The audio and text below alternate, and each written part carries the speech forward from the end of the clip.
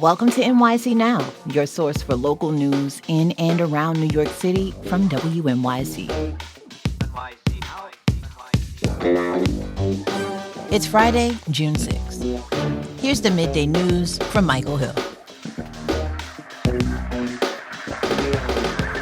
Immigrant rights advocates say the Trump administration's decision to impose a travel ban against citizens of several countries will have a profound impact on immigrant New Yorkers.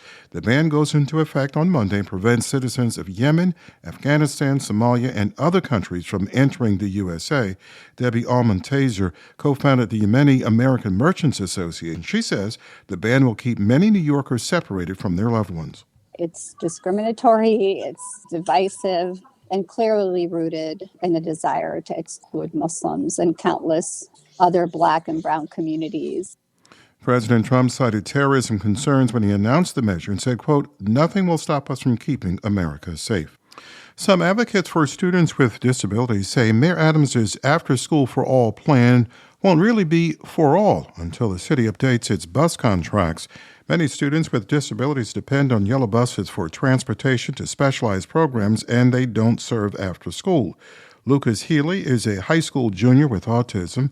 He attended a rally yesterday, and he says many of his classmates need buses. They still needed the busing because they can't travel independently. They missed out on the plays, the sports, the clubs, and a general opportunity to make new friends and have new experience.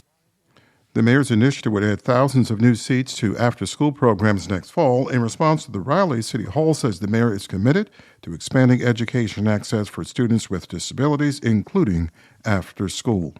We have more for you on our news site at Gossamus. 81 and sunny now, partly sunny, 85 today with a chance of showers and thunderstorms. NYC. The Republican and Democratic primaries for New Jersey's next governor are in the final days of their primary campaigns. Election day is this Tuesday, and you can still also vote early over the weekend. Max Pizarro is editor-in-chief and co-founder of Insider NJ, which covers Garden State politics. He joins us now to help us tee up the days to come. Max, welcome to Morning Edition. So happy to be here, Michael. Thank you. You're most welcome. Let's start with the very basics, Max. It's a crowded field of candidates. Remind us who is running for the Democrats and for the Republicans. On the Democratic side, Michael, you have Congresswoman Mikey Sherrill, Congressman Josh Gottheimer, former Senate President Steve Sweeney, Jersey City Mayor Steve Fulop, Newark Mayor Ras Baraka, and New Jersey Education Association President Sean Spiller. Those are the Democrats. On the Republican side, you have former Assemblyman Jack Ciattarelli, Senator John Bramnick, radio personality Bill Spadea, and Englewood Cliffs Mayor Mario Kranjak. And Max, who are the front runners in each of these races as of right now based on polling, and are they expected to be the victors come Tuesday?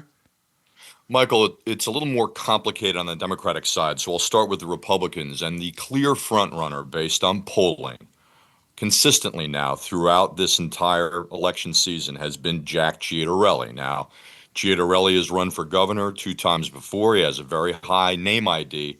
He is also aided by the fact that President Donald Trump endorsed Ciattarelli in a Republican primary, and that's highly significant. On the Democratic side, the polling has shown Mikey Sherrill running first, but with a significant opportunity among the other candidates to conceivably catch her if they get the vote out on Tuesday. The trouble is, some of those candidates seem to be impairing one another. So Sherrill has some of the traditional support of organizations, while her rivals, namely Ras Baraka and Steve Fulop, who are both running in the progressive lane, do not have that support and are trying to engender backing through their messaging and through their campaign organizing. But they're fighting in many ways for the same progressive vote. And the same is true for Gottheimer and Sweeney, who are also impeding each other in the more moderate or conservative wing of the Democratic Party. So Sherrill is the favorite, Michael, but just in brief, as you know, the bracketing system has changed in New Jersey. So the organizations perhaps do not have the strength they did even just 2 years ago.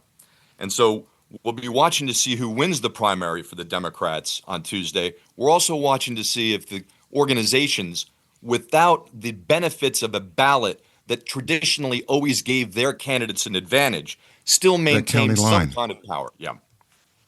Yeah.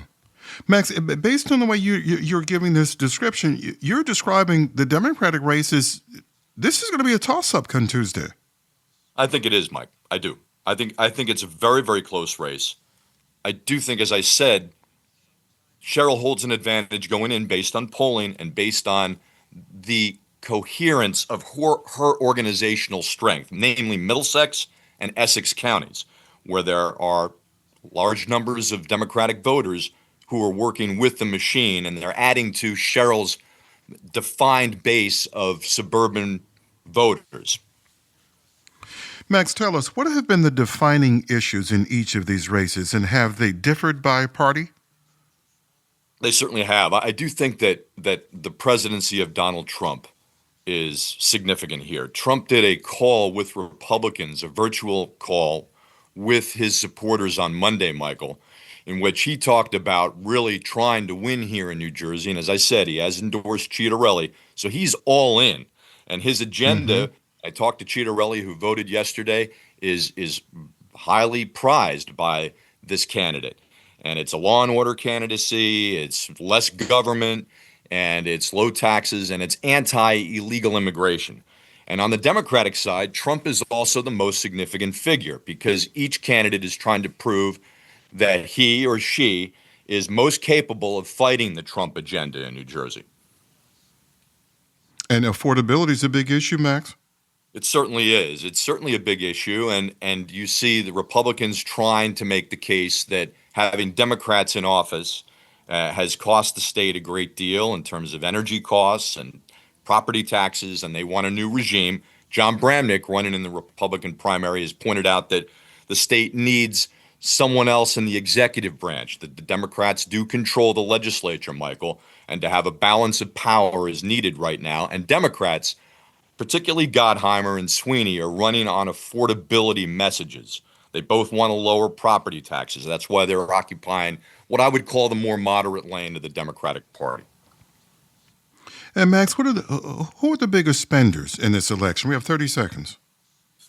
The biggest spender is actually the Political Action Committee that supports the teachers president, the education union president, Spiller, which has spent almost $40 million backing this candidate.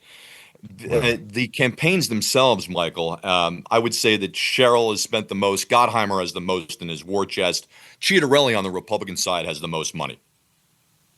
Well, that is Max Pizarro. He is the editor-in-chief and the co-founder of Insider NJ. Max, as always, my friend, thank you. Michael, my friend, thank you so much, sir. Thanks for listening. This is NYC Now from WNYC. Check us out for updates every weekday, 3 times a day for the latest news headlines and occasional deep dives. And subscribe wherever you get your podcasts.